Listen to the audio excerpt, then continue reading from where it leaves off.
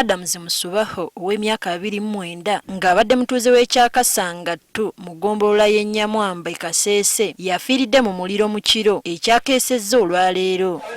Guno gwatandise ku ssaawa 6 ez'omutumbi nga gwakutte ennyumba y'omutuuze ategeerekeseeko nga Rose Nasika.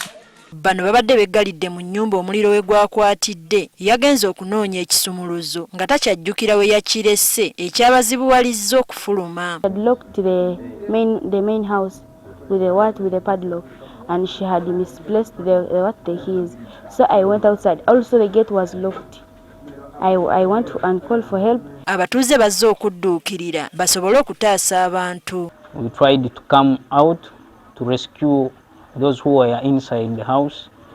We tried to retrieve 2 of them, the mother, the owner of the house, and the niece. Poliisi enzinyamwoto yatuuse okuzikiriza omuliro wabula ennyumba yonna ng'efuuse muyonga. Adams Musubaho yafiiridde mu muliro guno batubuulidde nga bw'abadde alina obuzibu ku mutwe ng'era omuliro we gwatandikidde yabadde asibiddwa ku nkondo mu nnyumba bw'atyo n'atasobola kusimatuka.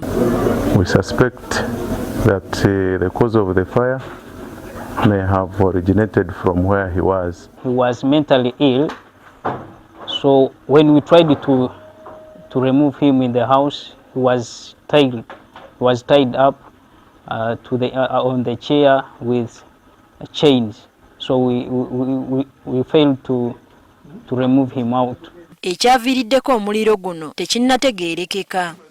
Poliisi eriko okulabula kwewadde abatuuze ku ngeri y'okwerindamu omuliro. Where you normally light candles, mattresses, you need to be very careful, because where a fire picks a mosquito net, blankets and mattresses, it moves very, very fast. Tutuuseko ku ddwaliro li St. Mary's e Kasese ewaddusiddwa abasimatuse nga bali mu kufuna bujjanjabi. Now the baby is improving, is better off compared to how the child was on admission.